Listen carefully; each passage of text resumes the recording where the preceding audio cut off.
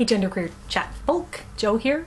Jan and I have decided to make a switch at this time because Jan is unable to get videos up and running by Thursday. So I am going to be the new Thursday person and Jan will be your Friday person. So I just wanted to make that announcement.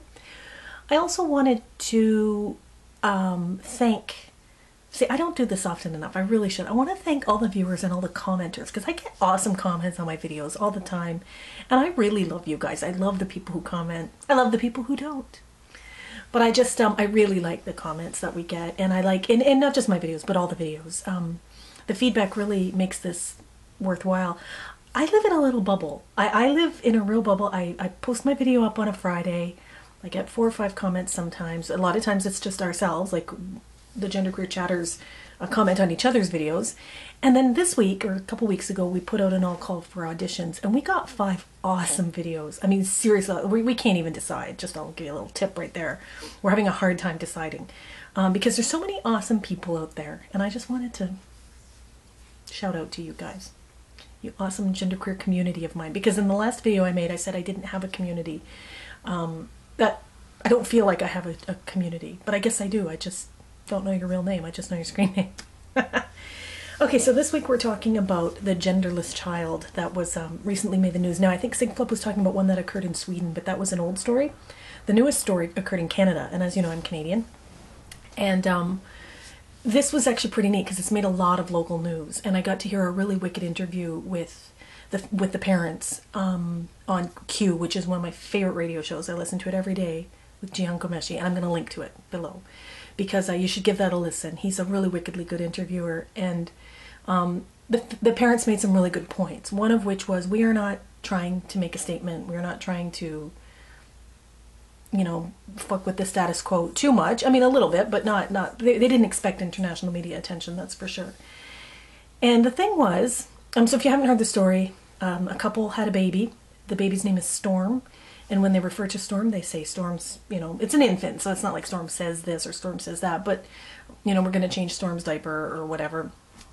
And they're not revealing the gender to a wider audience. Now, the people who change the diaper obviously know. That's the 2 siblings. There's 2 brothers that have strange names like Jazz. And I forget the third name. But and the parents are pretty off the wall.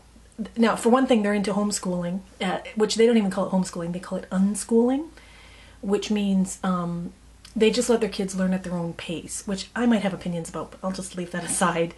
And one of the things that transpired with this unschooling was that their son or child, we'll call him Jazz, who has really long hair and 2 braids, in other words, appears like a girl, but is genetically a boy, asked, because I guess they're kind of a bit of a gender-bendy family, and or they question things a lot amongst themselves in their family unit and with their hippie friend, not hippie, but they have a lot, like an extended circle of friends of people who think like they do. So the mother was saying, you know, this was not weird. Like everybody in our circle of friends understood what we were doing. It wasn't till there was like this national media attention that turned into international media attention where it got weird. But what she said was that Jazz had said to her one day, what would happen if we didn't tell anybody the baby's gender? Because the baby was about to be born, or the baby's sex. And the mom said, well, do you want to, like, we can try that if you want as an experiment to see what happens. Would you like to do that? Because they're very much a family that believes in education as a lifelong, as a thing that you sink your teeth into it. You don't just look it up in a book. And Jazz said, yeah, I'd like to see what happens if we don't tell people the gender. So she flat out admits it wasn't even her idea. It was her kid's idea. And that they just kind of wanted to see what would happen if people are really that freaked out. And indeed they are, as you well know. People have hit the kinds of comments and the kinds of, because when it first hit the Toronto Star, I think it was, which is a local paper, not here, but around here, I went to the website and it was crashing for all the comments, and the comments were all very hostile. People saying that this was crazy and this and that and the other, and it makes me laugh because much like Sigflip, who just posted the video for yesterday, I would have loved to have been raised that way. I really, truly would have. I can't even imagine how delightful that must be. Now, what the parents said, though, was that they're not necessarily going to raise the child that way. They're just basically doing, not an experiment, but letting Jazz understand what, you know, what kinds of gender expectations there are in life. And at some point it'll probably come out. It's no secret. That's the thing, is it's not a secret what the gender is. It's just not being revealed to all and sundry. And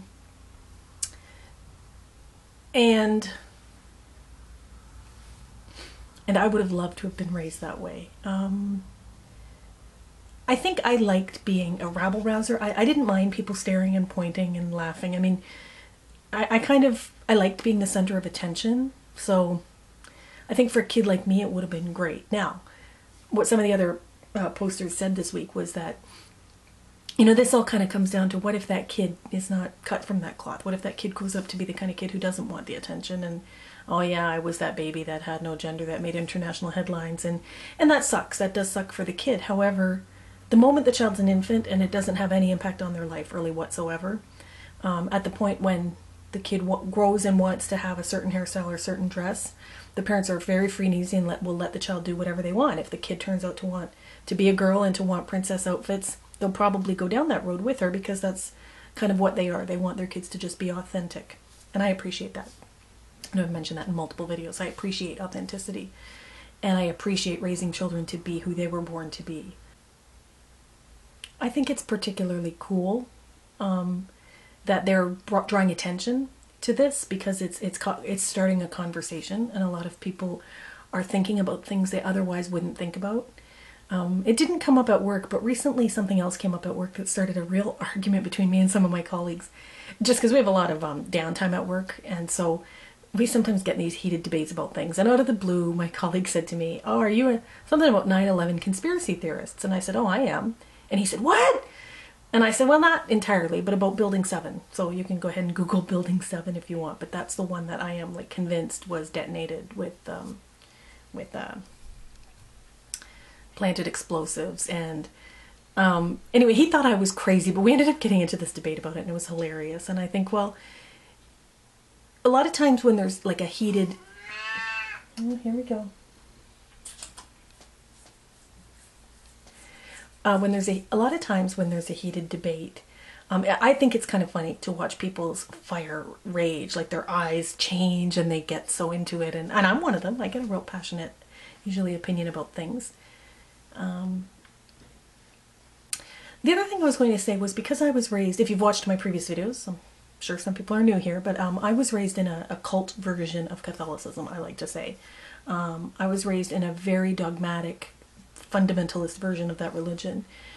And it could be argued, I could criticize my parents all day long about the way they raised me. And I do. Don't get me wrong, I do.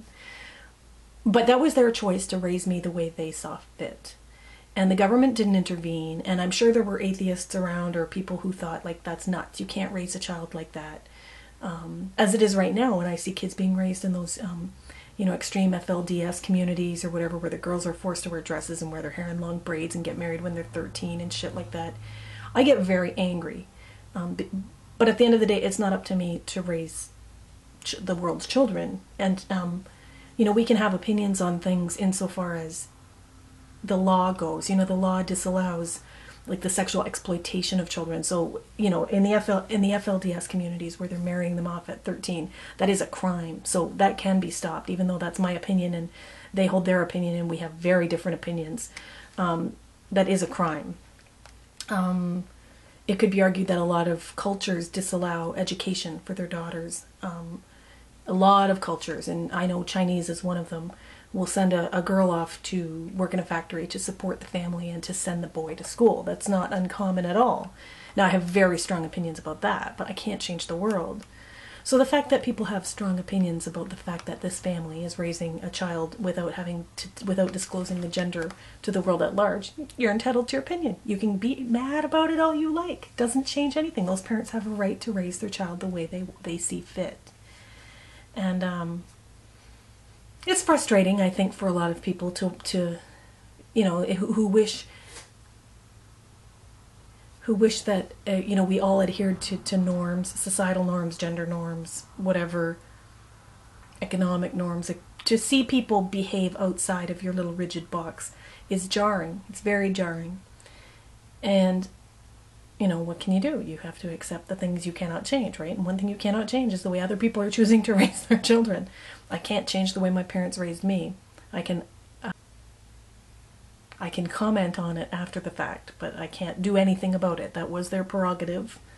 You know, the Duggars, if you ever watched that show, the one with the family with 20 biological children, and she just keeps spitting them out once a year.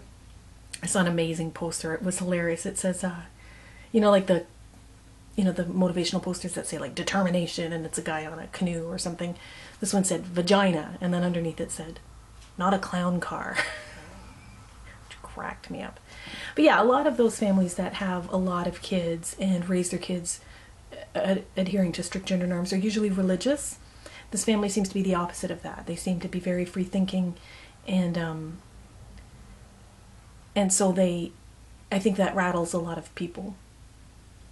Another thing that I think is pretty awesome is that in days gone by, and historically, babies were never ever gendered the way they are today. All babies were white, apparently, because because baby clothes get dirty and they had to bleach them pretty heavily, and it was just, you know, before the washing machine, that was kind of what was done. Both genders wore dresses up until they were about 4 or 5 in and around the 17 and 1800s, I believe, in certain cultures and in certain socioeconomic classes.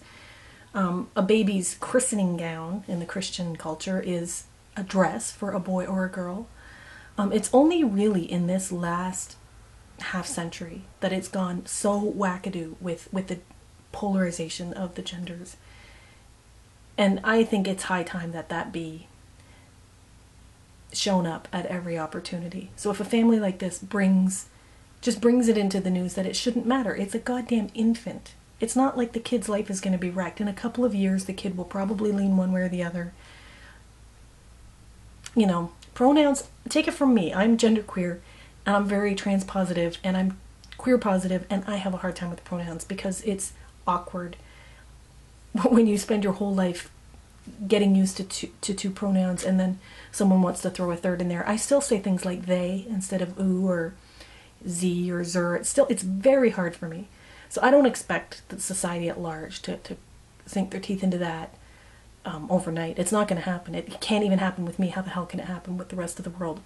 But just to ask the questions and to think differently, to think outside the box, and to think that even if I don't agree with this, it does occur and it's none of my business. Okay, have a good week, and I'll see you next Thursday. Bye-bye.